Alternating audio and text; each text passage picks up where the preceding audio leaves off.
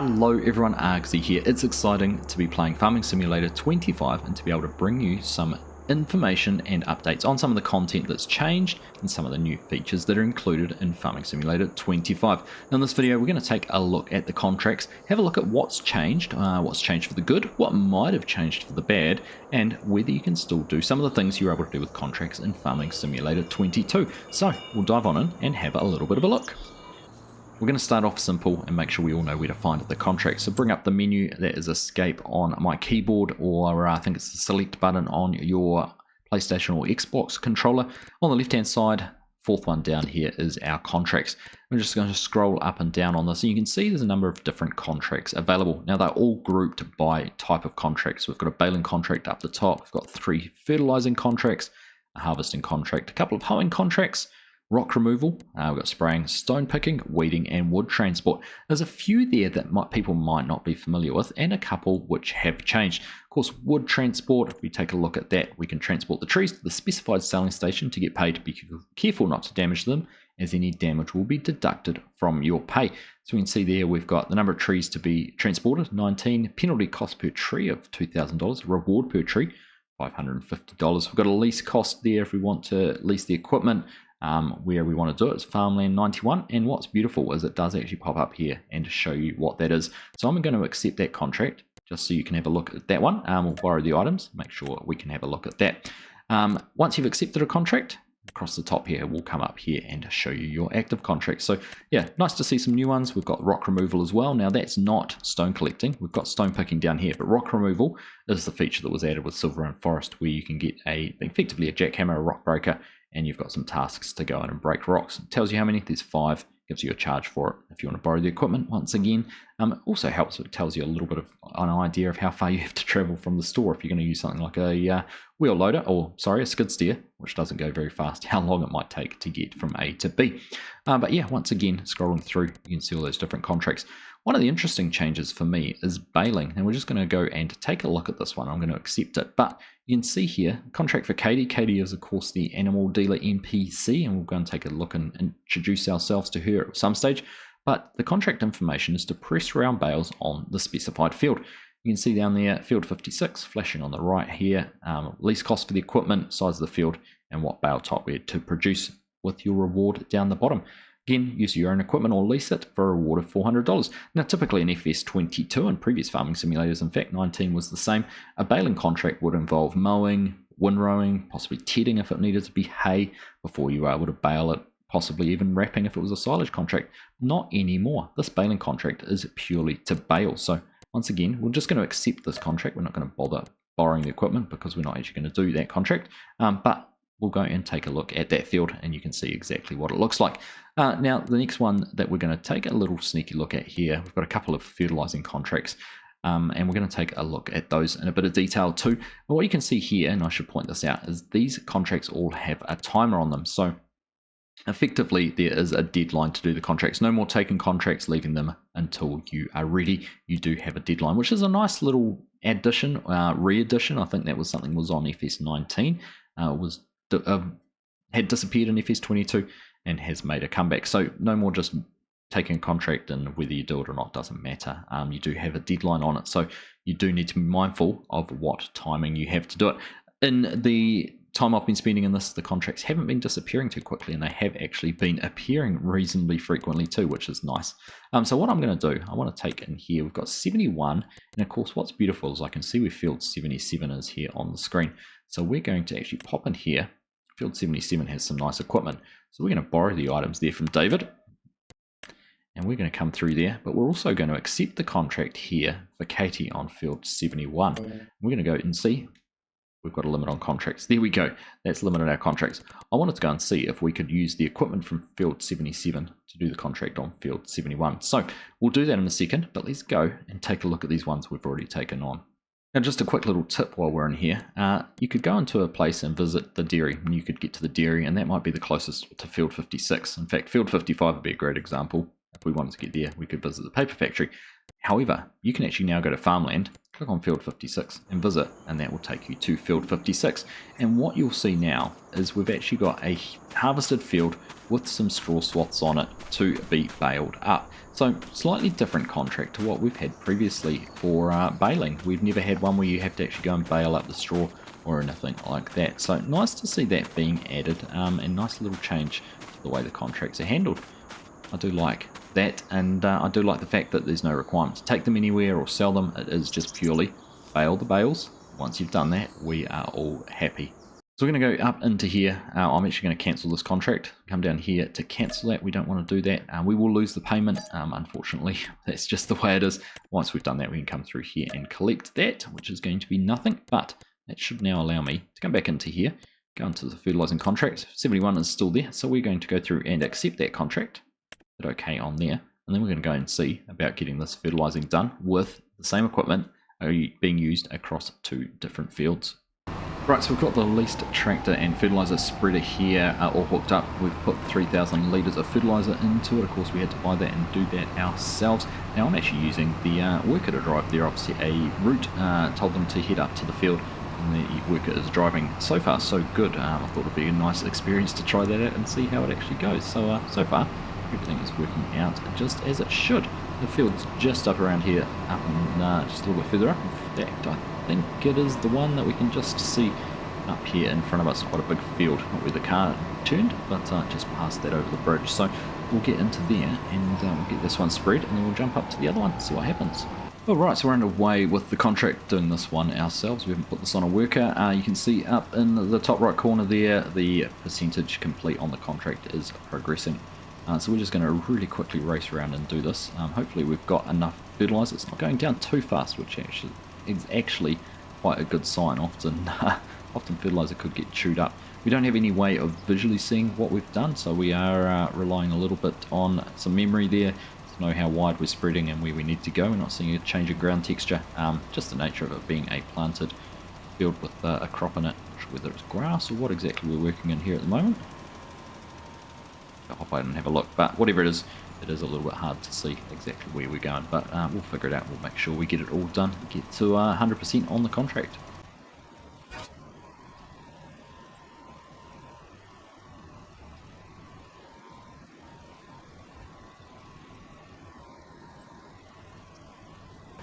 Right, so we've got most of the way across the field. We're up to 88, almost 90% complete. Now, I've obviously missed some sections in there, and this is where one of the difficulties comes with contracts, where you can see where you have and haven't been. So we're just going to stop there, get that turned off, not folding it up. And we're just going to have a look on the map and see if we can actually see the fertilizer state of this field.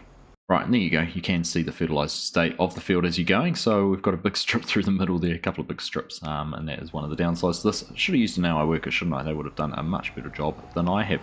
I'm so used to precision farming previously on 22, where you could actually see your nitrogen conditions, exactly what was happening down there without having to do any of this. Right, there we go. And just check on the map. Yeah, we're in about the right spot. Turn down here, get this one done. Hopefully this will be getting us closer to a 90% or 100% complete.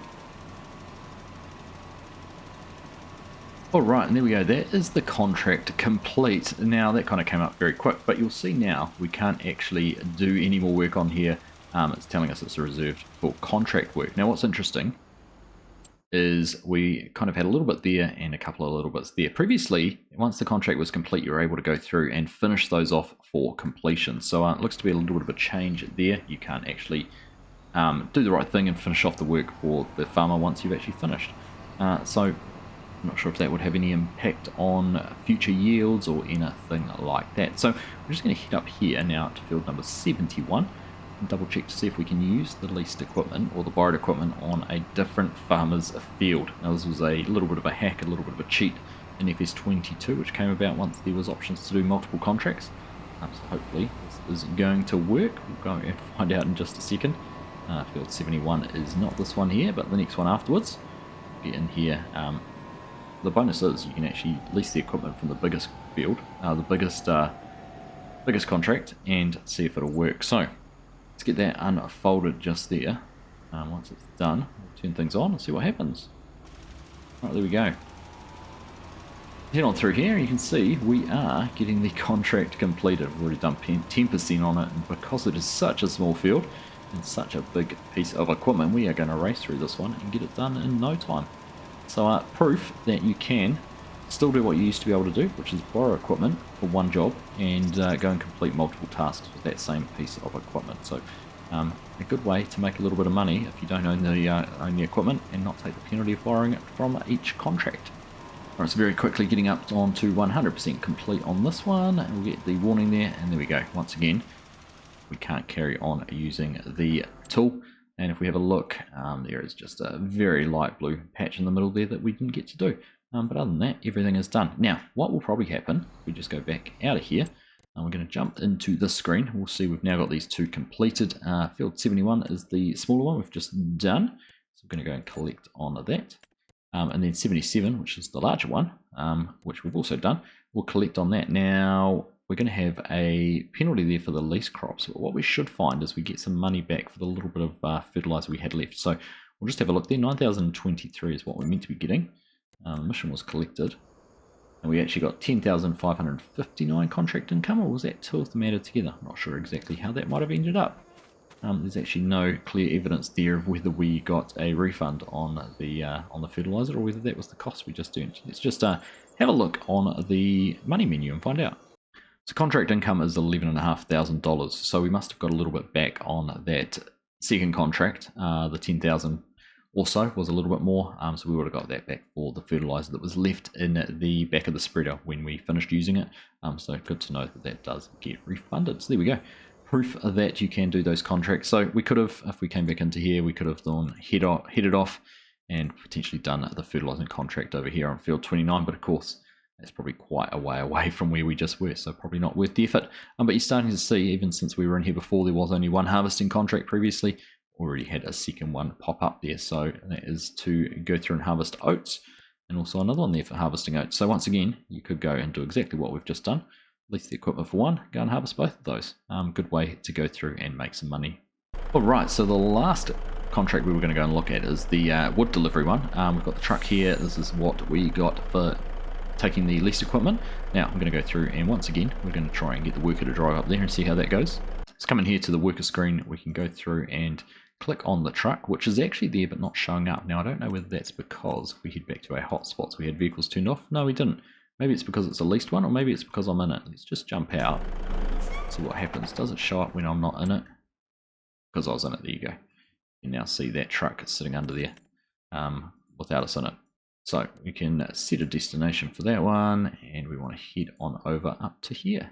Figure out the best way, probably coming from that direction. Target's unreachable, so I'm guessing we may have to drive out of here, get out to one of the main roads. Let's see if it'll make it that way.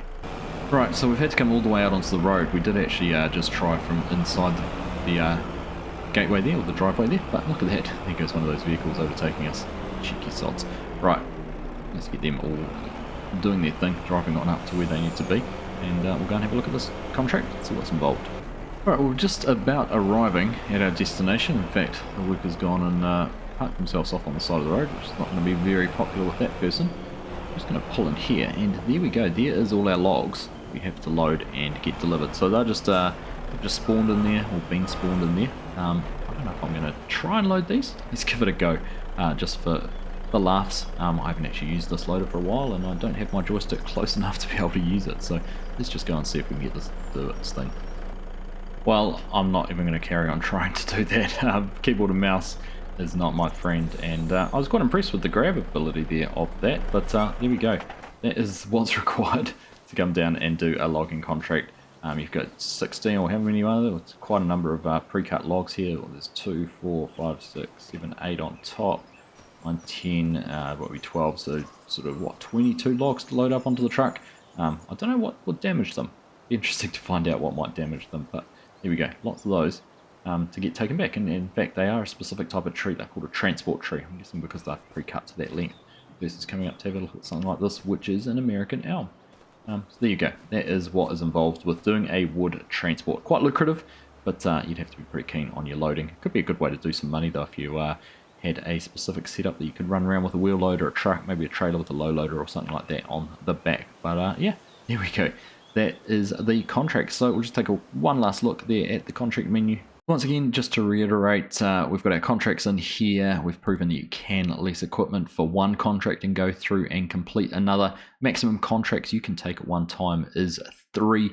And we've also got some newer contracts, with none showing up in here at the moment, but there was one that was just baling, which was all you had to do was bale some straw. There was no mowing, no delivery or anything like that. I've also seen some for mowing, which is just mowing grass. Again, no requirement to windrow or pick it up or anything like that. In fact, once you complete that contract, the grass does just completely disappear off the field. So there's not actually any follow-on contract. It would have been great if there was.